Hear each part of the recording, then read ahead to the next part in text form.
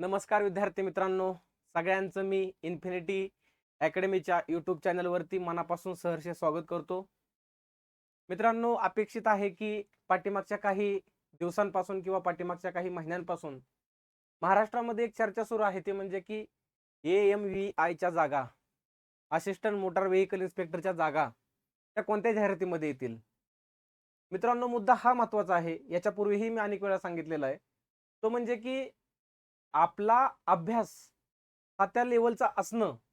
सध्याची जर स्पर्धा आपण पाहिली, तर तुम्ही ग्रुप बी, ग्रुप सीचा जर आता पूर्व परीक्षेचे पेपर बघितले, मुलांना खूप मार्क आहेत. मुलांना अतिशय चांगले मार्क असून सुद्धा मुलं आज द्विधावस्थेमध्ये आहेत. कारण का? वाढलेलं कट ऑफ. आणि याच्यामध्येच आपण मेकॅनिकल इंजिनियर आहोत. आणि या मेकॅनिकल इंजिनिअरिंगच्या बॅकग्राऊंडच्या मुलांसाठी एक सेपरेट पद जे आहे, AMVIचं, यासाठी मुख्य परीक्षेला तुम्ही क्वालिफाय होणार आहात. तेव्हा महाराष्ट्रामध्ये आज मेकॅनिकल इंजिनिअरिंग झालेल्या प्रत्येक मुलाला चांगले मार्क्स घेऊन रँकमध्ये येण्याचा अधिकार आहे. पण घोडा कुठं अडतोय नेमका आपला? नक्की प्रॉब्लेम हा आहे की सर पूर्व परीक्षा पास कशी हो? त्याच्यामुळेच मित्रांनो, इन्फिनिटी अकॅडमीच्या माध्यमातून याच्या पूर्वी सुद्धा किंवा सध्या चालू सुद्धा तुम्हाला वेगवेगळ्या विषयांचे ग्रुप सीच्या अनुषंगाने पूर्व परीक्षेच्या बाबतीत जर आपण पाहिलं, तर जसं की सागर सोनवणे सर असतील, वैयक्तिक मी असेल, देशकरी सर असतील, माधव जगताप सर असतील आणि स्वतः गिरीश खेडकर सर असतील, या सगळ्यांच्या माध्यमातून महाराष्ट्राच्या कानाकोपऱ्यापर्यंत विद्यार्थी मित्रांना कशा स्वरूपात फायदा होऊ शकतो आणि जास्तीत जास्त आपल्या या मार्गदर्शनामुळे महाराष्ट्रामधल्या कित्येक लोकांचा फायदा होऊ शकतो, याची प्रचिती किंवा याचा अनुभव गेल्या काही वर्षांपासून आम्हाला आलेला आहे. मित्रांनो, एक शिक्षक या नात्याने एकाच गोष्टीचा आनंद काय वाटतो माहिती आहे का? जेव्हा तुमचं एखाद्या परीक्षेमध्ये सिलेक्शन होतं, मग तुम्ही एखादा वेळ काढून त्यातल्या त्यात वेळ काढून तुमचा सत्कार समारंभ झालेला असतो.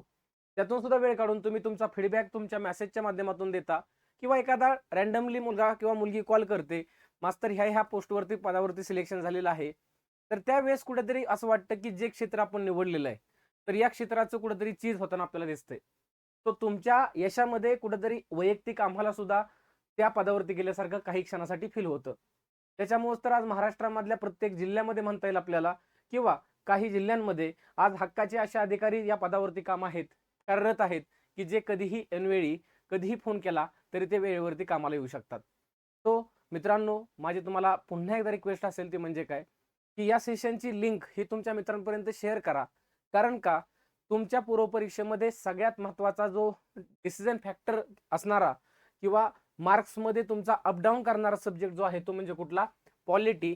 आणि या पॉलिटीच्या अनुषंगाने नक्की आपल्याला काय करायचं आहे, कशा पद्धतीने करायचं आहे किंवा किती करायचं आहे, या सर्व गोष्टींची चर्चा ह्या आजच्या सेशनमध्ये आपण करणार आहोत. तर सिलेबस डिकोडिंगचं हे सेशन आहे. युट्यूबच्या स्वरूपामधून तुम्हाला आपण हे प्रोव्हाइड करतोय, जेणेकरून मुलांना या विषयामध्ये नक्की वाचायचं काय आणि कसं वाचायचं ह्याचा आवाका समजत नाहीये. कारण की जर तुम्ही आयोगाचं जर टायटल बघितलं सिलेबसमध्ये पूर्व परीक्षेच्या, तर आयोगाने एकच शब्द दिलाय, तो म्हणजे कुठला? राज्यशास्त्र हा शब्द दिलेला आहे बघा. मग ह्या राज्यशास्त्र शब्दाला नक्की किती डीपमध्ये वाचायचंय? मग यासाठी तुम्हाला काय करावं लागतं? अनालिसिस करावं लागतं. आणि जेव्हा ते तुम्ही अनालिसिस करता, त्यावेळेस तुम्हाला समजून जातं की नक्की आपल्याला एरिया कोणता कव्हर यामध्ये करायचा आहे. तो हे सेशन आपण सुरू करतोय बघा. तत्पूर्वी तुम्हाला माहितीच आहे, इन्फिनिटी अकॅडमीचं जे स्पेसिफिक AMVI साठी ओळखली जाते, जे महाराष्ट्रामधलं नंबर 1चं हे इन्स्टिट्यूट आहे, हे ऑलरेडी सिद्ध झालेलं आहे. आणि याच अकॅडमीच्या माध्यमातून तुम्हाला RTOच्या AMVIच्या या पदासाठीच्या पूर्व आणि मुख्यचा कोर्स उपलब्ध करून दिलेला आहे या अकॅडमीच्या माध्यमातून. फुल अपडेटेड सिलेबस आहे. महाराष्ट्रामधली अशी एकमेव बॅच तुम्हाला बघायला मिळेल, जो खाली नंबर दिलेला आहे बघा, 9529317572, 92959529 यावरती तुम्ही कॉन्टॅक्ट करू शकता, संपर्क करू शकता. बॅच बद्दलची डिटेल माहिती, अगदी कोणता विषय शिकवणार आहे, कुठला फॅकल्टी किती डेप्थ मध्ये शिकवणार आहे, कोण किती वेळ शिकवणार आहे, या सर्व गोष्टी तुम्ही यावरती माहिती घेऊ शकता. तर तुम्ही उशीर न करता सेशन झाल्या या नंबरवरती कॉल करून तुम्ही माहिती मागवून घेतली पाहिजे.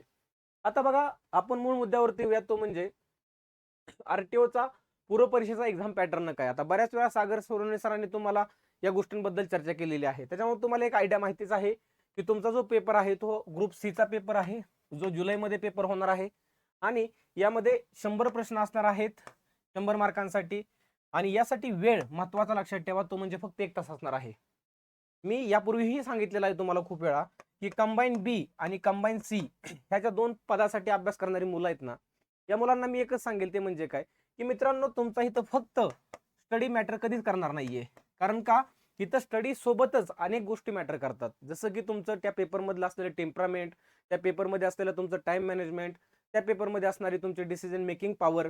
सो ह्या सर्व गोष्टींचं कॉम्बिनेशन जेव्हा एकत्रीकरण तुम्ही करता, तेव्हा कुठेतरी तुम्हाला 65च्या प्लस किंवा त्या आसपास मार्क पडलेले तुम्हाला बघायला मिळतील. कळतंय? सो त्याच्यामुळं आपल्याला जरी ही टेक्निकल पोस्ट असली तरी सुद्धा एक गोष्ट विसरून चालणार नाहीये. मी ह्यापूर्वी पण तुम्हाला सांगितलेलं होतं. बाळांनो, आता लक्षात ठेवा ते म्हणजे काय की जी मुलं 2021, 2022, 2023, 2024 आणि 2025, आता ह्याच्यामध्ये तुमच्यामधले काही लोक असतील जे फ्रेशर असतील 24-25 चे पास आउट, पण यामध्ये 21-22-23 जी पास आउट झालेली मुलं आहेत, जी पाठीमागच्या काही वर्षांपासून जनरल एमपीएससीचा अभ्यास करतायत बघा, मग ती राज्यसेवा असेल, कंबाईन बी असेल किंवा कंबाईन सी असेल, तर ही मुलांची आता इथपर्यंत पातळी गेलेली आहे की ही मुलं आरामामध्ये 55 ते 60 च्या आसपास मार्क घेऊ शकतात. मग तुम्हाला कॉम्पेट ह्या मुलांसोबत करायचे. त्याच्यामुळं जरी हे जनरल एमपीएससी करणारे असले तरी सुद्धा उद्या जाऊन जेव्हा जागा तुमच्या येतील आणि जागांची तर चर्चा खूप जास्त जागा येतील तुमच्या, तेव्हा हे लोक सुद्धा काय करणार आहेत, हे या पदासाठी इलिजिबल असणार आहेत, त्याच्यामुळे ते त्याला टिक मार्क करणार आहेत. साहजिकच तुमचं सगळं कॉम्पिटिशन ह्या जनरलच्या मुलांसोबतच आहे. कारण की तुमची जाहिरात ही मला वाटतं 2020 नंतर आता डायरेक्ट जाहिरात आलेली आपल्याला बघायला मिळते. सो एवढा वर्षांचा जर गॅप असेल तर पूर्व परीक्षेमध्ये नक्की तुम्हाला कट ऑफ वाढलेलं बघायला मिळेल. सो त्याच्यामुळं त्या तयारीने आपल्याला जायचंय पुढं. कळतंय? सो त्या अर्थाने जर बघितलं तर ही तुम्हाला माहिती आहे सगळी निगेटिव्ह सिस्टीम वगैरे कशी आहे. 25% किंवा 1/4 ही सिस्टीम इथं लागू आहे. बाकीच्या ह्या सर्व गोष्टी तुम्हाला सागर सोनवणे सरांनी सांगितलेल्या आहेतच वेळोवेळी. त्यावरती वेळ न घेता आपण थोडं पुढे जाऊयात म्हणजे तुम्हाला समजून जाईल बघा. मग आपण पूर्व परीक्षेचा सिलेबस जर बघितला तर त्यामध्ये मित्रांनो आपला जो सब्जेक्ट आहे तो म्हणजे 5 नंबरचा बघा. मगाशी पण सांगितलं राज्यशास्त्र फक्त एवढं टायटल आहे. ह्यात करायचं काय? राज्याच्या शास्त्रामध्ये नक्की करायचं काय? या गोष्टींचा सगळ्यात मोठा क्वेश्चन मार्क तुम्हाला बघायला मिळेल. तिथं बघा तुम्ही भूगोल, अर्थव्यवस्था, सामान्य विज्ञान सोडून द्या, परंतु भूगोल आणि अर्थव्यवस्थेमध्ये त्यांनी व्यवस्थितपणे डिटेलमध्ये पॉईंट दिलेले आहेत की नक्की तुम्हाला काय काय वाचायचंय. त्या बाहेर ते प्रश्न विचारणार नाहीयेत तुम्हाला, पण हिथं काय विचारणार आहेत ह्या गोष्टीची तुम्हाला कल्पना आली पाहिजे. यासाठीच तर आपण इन्फिनिटी अकॅडमीच्या माध्यमातून पूर्व आणि मुख्य परीक्षेसाठी online live plus recorded batch तुम्हाला प्रोव्हाइड करून देत आहोत. हा नंबर पुन्हा एकदा मी सांगेल तुम्हाला 9529317572 यावरती तुम्ही कॉन्टॅक्ट करून या बॅच बद्दलची सर्व माहिती विचारू शकता. तो आपण आता सुरुवात करूयात आपल्या नक्की या शब्दाबद्दलचा अर्थ किंवा या शब्दाला नक्की काय म्हणायचं आहे. आणि जेव्हा तुमचं सेशन पूर्ण होईल त्यावेळेस तुमचा एरिया, तुमचा अप्रोच या सब्जेक्टकडे बघण्याचा काय होईल पूर्णपणे बदलून गेलेला असेल.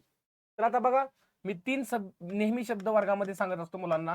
एक म्हणजे राज्यशास्त्र, दुसरा शब्द म्हणजे राज्य व्यवस्था आणि तिसरा शब्द आहे तो म्हणजे कुठला, राज्य घटना.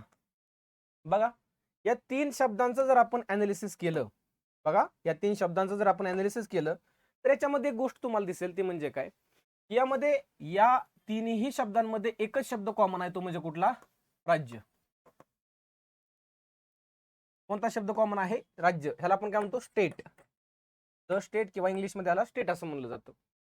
आता राज्याचं शास्त्र, मग ह्याचा जर आपण संधी हा टॉपिक मराठी व्याकरणात तुम्ही कधी भविष्यामध्ये म्हणण्यापेक्षा तुम्ही ह्याच्या अगोदर भूतकाळामध्ये मराठी व्याकरण कधी शिकला असला तर हे दोन शब्द ह्याची फोड होती बघा. राज्य अधिक शास्त्र, राज्य अधिक व्यवस्था, राज्य अधिक घटना. क्लिअर? तो असे 3 इथे गोष्टी तुम्हाला बघायला मिळतील. मग इथे एकच शब्द आपण कॉमन काढला आहे तो म्हणजे राज्य काढलाय. आता राज्य म्हणजे काय नंतर आपण समजू. मग ह्या 3 शब्दांचे अर्थ काय, तर आयोगाला नक्की तुम्हाला म्हणायचंय काय.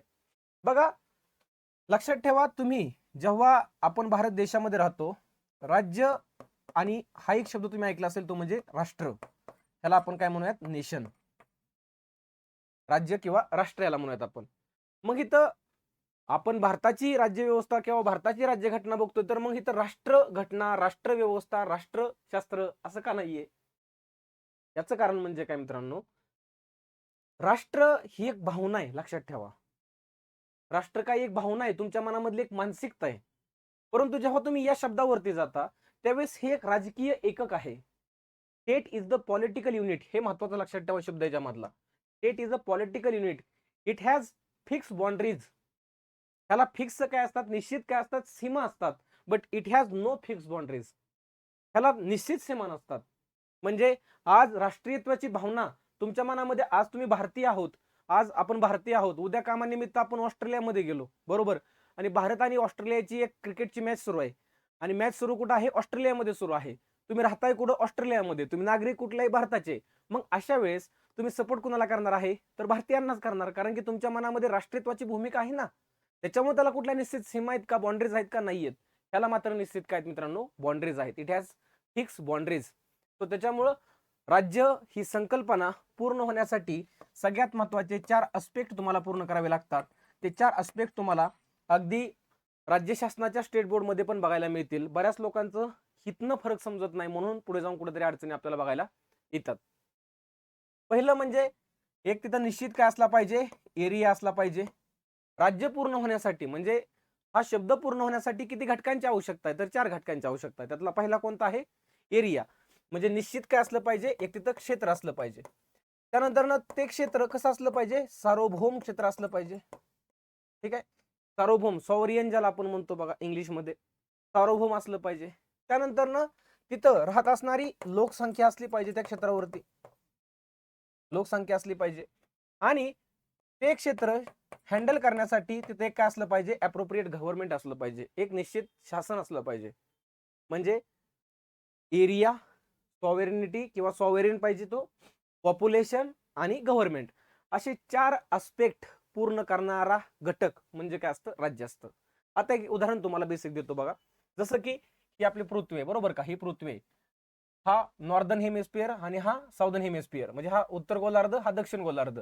भारताचं लोकेशन कुठं आहे, उत्तर गोलार्धामध्ये. जे उत्तर गोलार्धामधून कर्कवृत्त भारतातल्या 8 राज्यातून जातं, हे तुम्ही भूगोलामध्ये शिकलेलं आहे. परंतु जेव्हा तुम्ही भारताच्या जिओग्राफिकल बाजूने बोलता, त्यावेळेस तुम्ही भारताचं क्षेत्रफळ सांगताच ना, किती सांगता, 32,87,263 चौरस किलोमीटर हे भारताचं क्षेत्रफळ आहे, बरोबर. आणि जर तुम्ही भारताचा विचार केला तर ह्या पृथ्वीच्या 21% या पृथ्वीच्या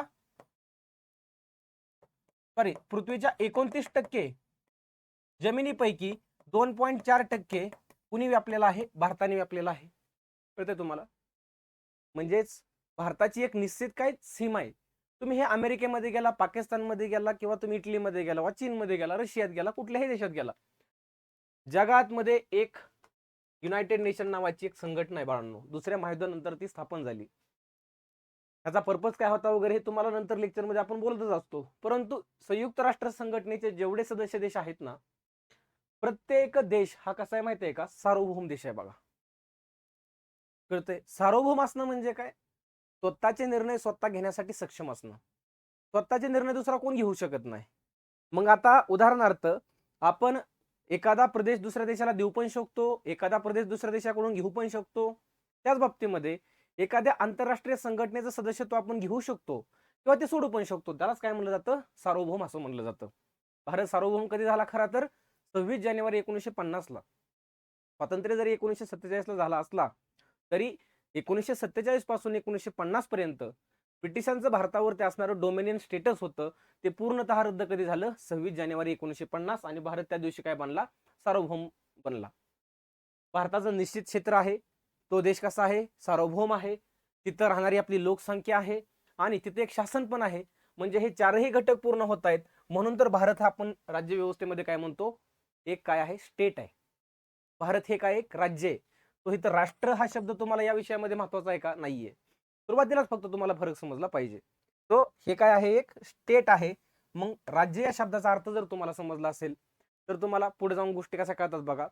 राज्यासाठी असणारी घटना, घटना म्हणजे काय, ह्याला आपण थोडक्यात काय म्हणतो, basic fundamental law of the land.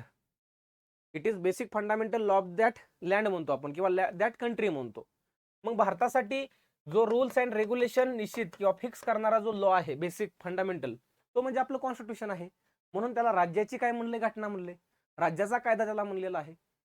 तसंच राज्याची व्यवस्था, मग हे राज्य हँडल करण्यासाठी बघा तिथं काय म्हणलं होतं, एक शासन असलं पाहिजे.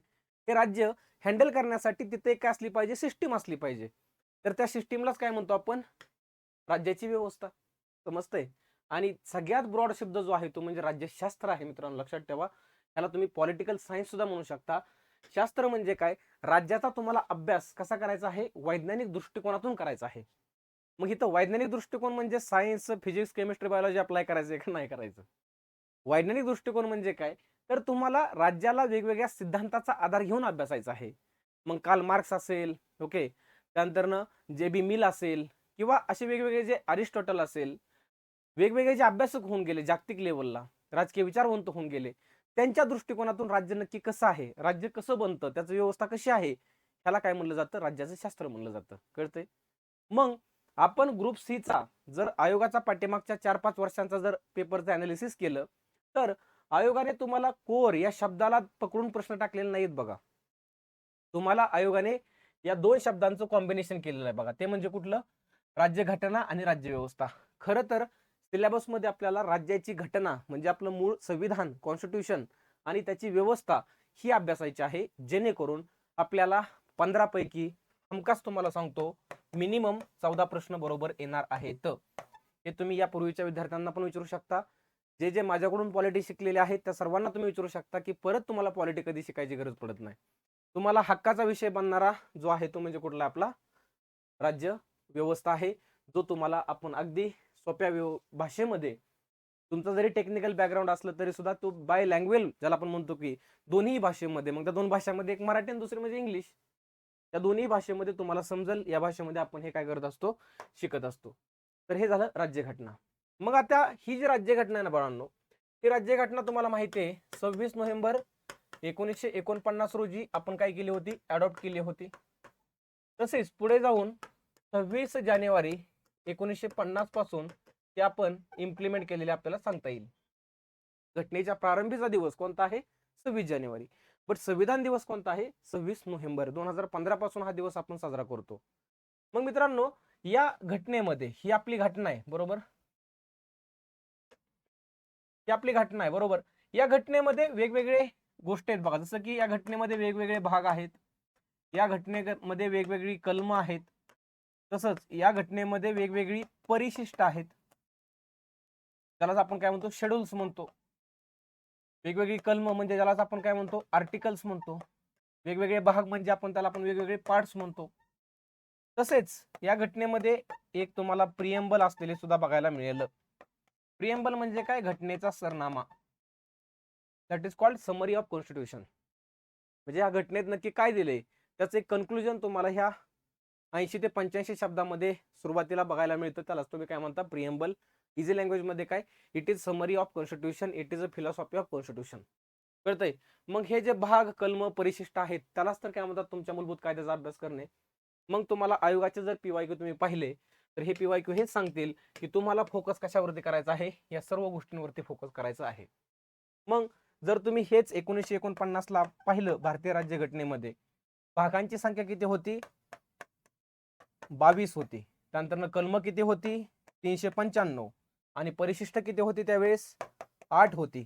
पण आज जर 2026 ला आपण बघतोय तर ह्या भागांची संख्या किती झालेली आहे, 25 झालेली आहे.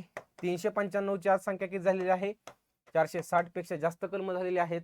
पण आज सुद्धा शेवटच्या कलमाचा नंबर किती आहे, 395 आहे. तसंच परिशिष्ट जे आहे, ज्याला आपण शेड्यूल म्हणूयात, ही आज किती झालेली आहेत, 12 झालेली आहेत. दॅट इज कॉल्ड काय म्हणूयात आपण, की ज्या घटनेमध्ये आवश्यक असणाऱ्या गोष्टी ज्या आहेत, ज्या अतिशय इसेन्शियल गोष्टी आहेत, त्या आपण काय केल्या, इन केल्या. त्या गोष्टी आपण घटनेमध्ये ऍड केल्या. आणि ज्या गोष्टींची गरज नाहीये त्या गोष्टी आपण काय केल्या, रिमूव्ह केल्या. दॅट इज कॉल्ड आपण काय केली, घटनेमध्ये अमेंडमेंट केली. आणि ही अमेंडमेंट करणं असा एक सेपरेट टॉपिक तुम्हाला आपल्या घटनेमध्ये अभ्यासावा लागतो, तो म्हणजे कॉन्स्टिट्यूशनल अमेंडमेंट. यासाठी एक सेपरेट आर्टिकल आहे बघा, 368. यानुसार आपल्या घटनेमध्ये काय केला जातो, बदल केला जातो. ज्यामध्ये आज घटनेचं स्वरूप तुम्हाला बघायला मिळेल ते म्हणजे एवढा सगळा बदल होण्याचं कारण म्हणजे ते कलम 368 किंवा 368च्या व्यतिरिक्त सुद्धा घटनेमध्ये काय करता येतो, बदल करता येतो. हे त्यावेळी त्या अनुषंगाने आपण काय करणार आहोत, डिस्कस करणार आहोत. मग पॉलिटीचा अभ्यास जर आपल्याला डिकोड करायचा आहे तर आपल्याला वेगवेगळे भाग माहित असणं गरजेचं असतं बाळांनो. मग आपल्याला सुरुवातीला लक्षात ठेवा, कलम म्हणजे जर तुमचे पॉलिटीचे 15 प्रश्न आहेत, तिथं मी काय लिहितो बघा, क्वेश्चन्स लिहितो. टोटल किती येणार आहेत आपल्याला? 15. या 15 प्रश्नांचं जर तुम्ही डिटेल अनालिसिस केलं तर हे तुम्हाला 3 कॅटेगरीमध्ये बघायला मिळतं. बघा किती कॅटेगरीमध्ये? 3 कॅटेगरीमध्ये. त्याच्यामध्ये तुम्हाला एक गोष्ट बघायला मिळेल ती म्हणजे कुठली, की पॉलिटीचे 15 प्रश्नांपैकी 4 ते 5 प्रश्न हे तुमचे एका पार्टवरती विचारले जातात. त्यानंतर 5 ते 6 प्रश्न हे तुमचे या पार्टवरती विचारले जातात. आणि रिमेनिंग मग 4 आणि 5 9, 6 आणि 5 11, म्हणजे 4 ते 5 हे तिसऱ्या पार्टवरती प्रश्न विचारले जातात. मग हे पार्ट कोणते आहेत हे तुम्हाला समजलं पाहिजे अभ्यास करताना. पहिला जो पार्ट आहे तो म्हणजे आर्टिकल 1 पासून ते 51 ए पर्यंतचा पार्ट तुम्हाला अभ्यासावा लागतो. यामध्ये अगदी इथं 6 पण प्रश्न येऊ शकतात बरं का. ऍव्हरेज किती सांगितलेत? 5 सांगितलेत मी. प्लस मायनस 1-2 सुद्धा होऊ शकतात. बट ते मायनस होऊ शकणार नाही, ते प्लसच होऊ शकतात. अगदी इथं 7 पर्यंत जाऊ शकतं. पण 2 आणि 3 प्रश्न एवढ्या पार्टवरती येणार नाहीये. जास्तच क्वेश्चन तुम्हाला आलेले बघायला मिळतील. इथं 5 ते 6 किंवा इथं 4 म्हणूया, 4, 5, 6 क्वेश्चन हे कशावरती असू शकतात? तुमच्या गव्हर्नमेंटवरती असू शकतात. गव्हर्नमेंट. आणि याला आपण अदर पार्ट म्हणतो, इन्क्लुडिंग ह्याच्यामध्ये काय म्हणतो आपण? पंचायत राज. अदर पार्ट मध्ये इन्क्लुडिंग काय म्हणतो आपण? पंचायत राज. किंवा अदर काही अजून गोष्टी आहेत घटनेच्या वंशाने किंवा अनुषंगाने, तर त्या गोष्टी यामध्ये तुम्हाला विचारल्या जातात. मग आता आर्टिकल 1 ते 51 ए मध्ये जर तुम्ही पाहिलं तर यामध्ये बघा, आता ह्या टॉपिक करण्याच्या पूर्वी तुम्हाला सगळ्यात महत्वाचं मेकिंग ऑफ द कॉन्स्टिट्यूशन, म्हणजे घटना निर्मिती कशी झाली. घटनेची आपली सुरुवात म्हणण्यापेक्षा आपल्याकडे संविधान सभा, कॉन्स्टिट्यूएंट असेंब्ली, जिने आपलं संविधान लिहिण्याचं काम केलं, मग हे त्यांनी निर्मिती घटनेची कशी केली, या सर्व गोष्टी तुम्हाला या टॉपिकमध्ये अभ्यासाव्या लागतात. जेव्हा तुम्ही फायनली 26 नोव्हेंबर 1949 ला आपलं कॉन्स्टिट्यूशन अडॉप्ट करता, त्यावेळेस आपल्या कॉन्स्टिट्यूशनचे फीचर्स कोणते होते, घटनेची वैशिष्ट्ये कोणती होती, हे तुम्हाला बेसिक लेवलच्या टॉपिकमध्ये बघावं लागतं. तसंच आपल्या कॉन्स्टिट्यूशन मध्ये एक प्रिएम्बल मी तुम्हाला मागे सांगितलं होतं. Preamble means summary of constitution, हे पण बोललो होतो. तर हे प्रिएम्बल जे आहे, या प्रिएम्बलचा सेपरेट एक टॉपिक तुम्हाला छोटासा अभ्यासावा लागतो. त्यात वेगवेगळे कीवर्ड्स आहेत बघा, जसं की भारत हे राज्य कसं आहे? सार्वभौम, समाजवादी, धर्मनिरपेक्ष, लोकशाही, गणराज्य. दॅट मीन्स सॉव्हरेनिटी आहे, त्यानंतर सोशलिस्ट आहे, सेक्युलर आहे, रिपब्लिक आहे किंवा डेमोक्रेटिक आहे किंवा रिपब्लिक आहे, जस्टिस, लिबर्टी, फ्रीडम, लिबर्टी, ह्या गोष्टी सगळ्या ज्या आहेत ह्या तुम्हाला प्रिएम्बल मध्ये बघाव्या लागतात. वेगवेगळ्या रिलेटेड केसेस आहेत त्या सुद्धा तुम्हाला बघाव्या लागतात. तर यानंतर सुरू होतो तुमचा आर्टिकल 1 ते 51 ए पर्यंतचा पार्ट. मग यामध्ये मेजॉरिटीने काय येतं बघा, पहिला टॉपिक येतो तो म्हणजे कुठला? युनियन अँड इट्स टेरिटरी, संघराज्य व त्याचे राज्यक्षेत्र हा टॉपिक येतो, जो आर्टिकल किती आहे? 1 पासून ते 4 पर्यंत आपल्याला बघायला मिळतो. दुसरा टॉपिक आहे तो म्हणजे कुठला? सिटिझनशिप आहे, सिटिझनशिप. तिसरा टॉपिक आहे तो म्हणजे फंडामेंटल राईट्स, मूलभूत हक्क ज्याला म्हणलं जातं. चौथा टॉपिक आहे तो directive principles of state policy, ज्याला आपण राज्य धोरणाची मार्गदर्शक तत्वे मराठीमध्ये म्हणतो. आणि पाचवा टॉपिक आहे तो म्हणजे फंडामेंटल ड्युटीज, ज्याला आपण मूलभूत कर्तव्य असं म्हणतो. आता 1 ते 4 पर्यंत युनियन अँड इट्स टेरिटरी आहे. सिटिझनशिप आर्टिकल 5 पासून 11 पर्यंत, फंडामेंटल राईट 12 पासून 35 पर्यंत, 35 पर्यंत, टीपीएसपी 36 पासून 51 पर्यंत, आणि फंडामेंटल ड्युटीज ह्या 51 ए मध्ये बघायला मिळतात. तो या पार्टवरती तुम्हाला जवळपास 5 ते 6 क्वेश्चन इथं बनणार आहेत बघा. आणि पॉलिटी मधला कन्सेप्च्युअल पार्ट जो आहे ना, तो हाच पार्ट आहे. इथं तुमचा अभ्यास करतानाचा अप्रोच हा कन्सेप्च्युअल असला पाहिजे पूर्णतः. पाठांतर आहेच बघा, साधी गोष्ट आहे की जर तुमची ऑब्जेक्टिव्ह एक्झाम आहे तर तुम्हाला पाठांतर हे कंपल्सरी आणि ते मस्ट आहे. परंतु तुम्ही पाठांतर करताना सुद्धा कन्सेप्च्युअल क्लॅरिटी किती आहे तुमच्यामध्ये, या सर्व गोष्टी माहित असणं अपेक्षित आहे. बाकी दुसरं गव्हर्नमेंट आहे बघा. आता गव्हर्नमेंट मध्ये जर तुम्ही पाहिलं तर मुख्यतः दोन प्रकारचं गव्हर्नमेंट तुम्हाला बघायला मिळतं. एक म्हणजे सेंटर लेवलचं आणि दुसरं म्हणजे स्टेट लेवलचं गव्हर्नमेंट. आणि तिसरं जे आहे ज्याला आपण काय म्हणतो local government, that is called panchayat raj, म्हणून मी सेपरेट लिहिलेलं आहे बघा. आपल्याकडे 3 लेवलवरती गव्हर्नमेंट बघायला मिळेल, सेंट्रल, स्टेट आणि लोकल गव्हर्नमेंट. लोकल गव्हर्नमेंटलाच तुम्ही काय म्हणता? पंचायत राज व्यवस्था असं सुद्धा म्हणता. मग ह्या सेंट्रल गव्हर्नमेंटमध्ये जर तुम्ही पाहिलं तर वेगवेगळे ऑर्गन आहेत बघा. एक्झिक्युटिव्ह आहे, लेजिस्लेचर आहे आणि ज्युडिशरी एक आहे. कार्यकारी मंडळ, कायदेकारी मंडळ आणि न्यायमंडळ. म्हणजेच भारतामध्ये कायदा बनवण्याचं काम कोणाचं आहे? To making lodge. लेजिस्लेचरचं काम आहे. एलचं म्हणजे लेजिस्लेचरचं. टू इम्प्लिमेंट लॉज, कायद्याची अंमलबजावणी करणे, हे काम कोणाचं आहे? एक्झिक्युटिव्हचं, means executive. And to check constitutional validity of that laws, म्हणजे त्या घटनात्मकता तपासणं त्या कायद्यांची, हे काम कोणाचं आहे? आपल्याकडे ज्युडिशरीचं आहे. तो असे गव्हर्नमेंटचे सेंट्रल लेवलला 3 ऑर्गन आहेत. सेम तेच राज्यामध्ये सुद्धा 3 ऑर्गन असणार ना, एक्झिक्युटिव्ह, लेजिस्लेचर आणि ज्युडिशरी. दॅट इज कॉल्ड, हे तुम्हाला अभ्यास करायचा आहे ना, इथं जे तुम्हाला 5, 6, 7 क्वेश्चन येणार आहेत, ॲव्हरेज ज्याला म्हणतो आपण, मी प्लस मायनस न करता डायरेक्ट रेंज सांगितली 5, 6, 7. तर तुम्हाला इथं जाणवल ते म्हणजे काय, की तुम्हाला इथं कंपॅरिझन करताना बघायला मिळेल. तुम्हाला कंपॅरिझन करायचं आहे. एक्झिक्युटिव्ह जेव्हा तुम्ही सेंट्रलचं बघाल त्यावेळेस स्टेटचे एक्झिक्युटिव्ह बघायचे. लेजिस्लेचर सेंट्रलचं बघाल त्यावेळेस इथं तुम्हाला स्टेटचं लेजिस्लेचर बघायचं आहे. ज्युडिशरी म्हणजेच जसं की आता एक्झाम्पलसाठी सांगतो बघा, ज्युडिशरीच्या अनुषंगाने जर तुम्ही सेंटरमध्ये सुप्रीम कोर्ट बघताय तर स्टेटमध्ये तुम्हाला हायकोर्ट बघावं लागेल. एक्झिक्युटिव्हचं उदाहरण, जर तुम्ही सेंट्रलमध्ये प्रेसिडेंट बघताय, राष्ट्रपती बघताय, तर राज्यामध्ये तुम्हाला राज्यपाल बघावं लागेल. लेजिस्लेचरमध्ये जर सेंटरमध्ये तुम्ही पार्लमेंट बघताय, संसद बघताय, तर राज्यामध्ये तुम्हाला राज्य विधिमंडळ म्हणजे स्टेट लेजिस्लेचर बघावं लागेल. लक्षात ठेवा, 95% हा पार्ट कसा आहे याच्यामधला? सेम कॉपी पेस्ट आहे. फक्त तुम्हाला ते शब्द समजले पाहिजेत. बट रिमेनिंग 5% जे आहे ना, त्याला आपण काय म्हणतो? एक्सेप्शन. आणि तुम्हाला आयोगाचा जर ट्रेंड तुम्ही पाहिला तर ज्या ठिकाणी एक्सेप्शन आहेत, ज्या ठिकाणी अपवाद आहेत, त्या ठिकाणीच प्रश्न आयोगाचे विचारलेले तुम्हाला बघायला मिळतील. तो इथलाही तुमचा एरिया या पद्धतीने कव्हर केला जाणार आहे. आणि रिमेनिंग पंचायत राज, ज्याला आपण लोकल गव्हर्नमेंट असं सुद्धा म्हणूयात बघा. मग ह्या लोकल गव्हर्नमेंटमध्ये 2 प्रकारच्या गोष्टी आहेत, एक म्हणजे अर्बन आणि दुसरं म्हणजे रुरल. नागरी किंवा ज्याला आपण शहरी स्थानिक स्वराज्य संस्था म्हणतो आणि ग्रामीण स्थानिक स्वराज्य संस्था असं त्याला आपण म्हणतो. मग इकडं 73वी घटना दुरुस्ती आहे, इकडं 74वी घटना दुरुस्ती आहे. ह्या 2 अमेंडमेंट आपल्याला यामध्ये फोकस करावे लागतात. मग ह्यात ऑर्डरमध्ये अजून काय सांगितलंय हो मी? ऑर्डरमध्ये मग तुम्हाला सम कॉन्स्टिट्युशनल बॉडीज बघावे लागतात, सम नॉन कॉन्स्टिट्युशनल बॉडीज बघावे लागतात, सम स्टॅच्युटरी बॉडीज बघावे लागतात.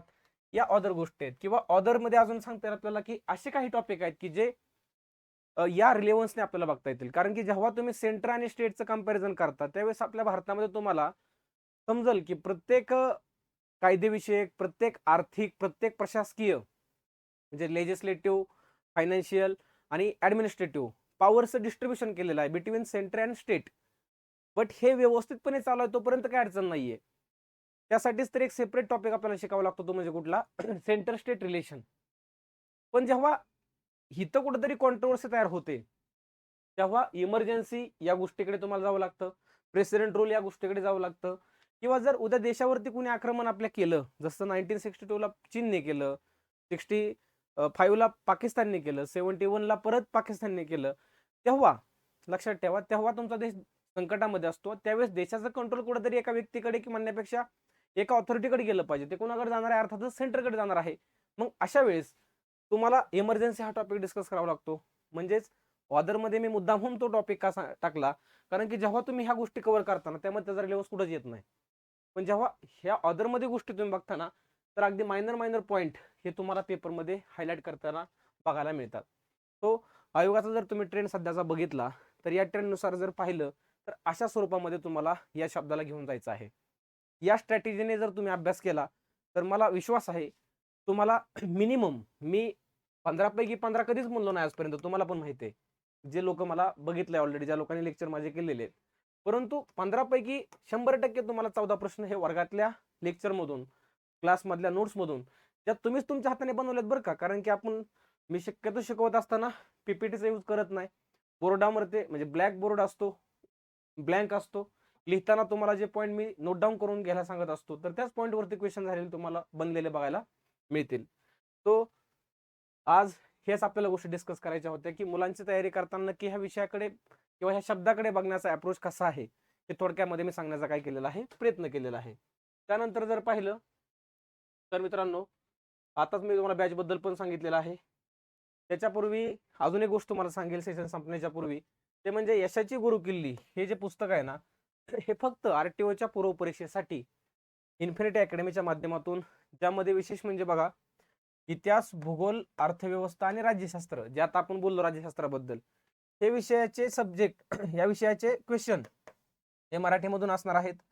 परंतु जनरल सायन्स, मॅथेमॅटिक्स आणि रिझनिंग याचे जे क्वेश्चन आहेत ना, ते प्युअर इंग्लिश मधून तुम्हाला असणार आहेत. आयोगाचा बदलता पॅटर्न सुद्धा ह्याच्यामध्ये विचारात घेऊनच हे पुस्तक काय केलेलं आहे, तयार केलेलं आहे. पुण्यामध्ये किंवा नाशिकमध्ये सुद्धा काही ठिकाणी, नाशिकमध्ये जर तुम्ही बघितलं तर infinity academy Upadhye building Ashok स्तंभ जवळ आपलं एक ब्रँच आहे. तसंच पुण्यामध्ये मोदी गणपती जवळ नारायणपेठ मानकरवाडा या ठिकाणी सुद्धा एक ब्रँच, मेन ब्रँच आहे. तर तुम्हाला नंबर दिलेले आहेत बघा, ते नंबर पाहिल्यापासून मी तुम्हाला मगाशी पण नंबर कोणता सांगितला होता, 95 29 31 75 72 यावरती तुम्ही माहिती घेऊ शकता. तसंच आरटीओच्या PYQचं प्रिलियमचं पुस्तक सुद्धा तुम्हाला उपलब्ध करून दिलेलं आहे. मेन्सचं सुद्धा पुस्तक उपलब्ध करून दिलेलं आहे. मला तुम्हाला काय सांगायचं माहिती आहे का, तुम्हाला मटेरियल प्रोव्हाइड करण्यामध्ये इन्फिनिटी अकॅडमी कुठेही कमी पडलेली नाही. ते फक्त तुम्हाला व्यवस्थितपणे हँडल करायचंय, ते फक्त तुम्हाला व्यवस्थितपणे ते कॅरी करायचंय, त्याला व्यवस्थितपणे ग्रास्प करायचंय. ऑटोमॅटिक तुमचा इतर रिझल्ट वरती आपण काम करताना तुम्हाला बघायला मिळेल. तसंच जर तुम्ही बघितलं तर आरटीओच्या मेन्ससाठी 3 पुस्तकांचा एक सेट आहे बघा, ज्यामध्ये आपण म्हणतो की मेन्स एक्झामचं गाईड आहेत बघा. हे 3 महत्वाची पुस्तकं आहेत तुमच्या मुख्य परीक्षेसाठी, ज्यामध्ये वेगवेगळे सेक्शन आहेत बघा. सेक्शन 1, 2 आणि 3 मध्ये सब्जेक्टची नावं तर तुम्हाला बऱ्यापैकी माहितीच आहेत मेन्सची. तसेच A2 साईजचं एकूण 11 शीट तुम्हाला डिप्लोमा डिग्रीवालेल्या पोरांसाठी या विद्यार्थी मित्रांसाठी अवेलेबल करून दिलेल्या आहेत. सो मला सांगायचा एकच उद्देश आहे, तो म्हणजे काय, की आगामी काळामध्ये जेव्हा ही जाहिरात प्रसिद्ध होईल त्यावेळेस तुम्ही पूर्णतः रेडी असलं पाहिजे, त्यावेळेस तुम्ही पूर्णतः तयार असला पाहिजे की sir we are ready for mains. कारण की तुमच्यात तेवढा कॉन्फिडन्स असला पाहिजे की पेपर कसाही येऊ द्या, कितीही कट ऑफ लागू द्या, मी 100% प्रिलियम क्वालिफाय करणार आहे. ओके, सो धन्यवाद मित्रांनो. सेशन जर तुम्हाला समजलं असेल तर नक्की लाईक करा, तुमच्या मित्रांपर्यंत शेअर करा आणि राज्यशास्त्र या विषयाला नक्की कसा अभ्यासायचा आहे त्याचा एरिया समजून घ्या. धन्यवाद.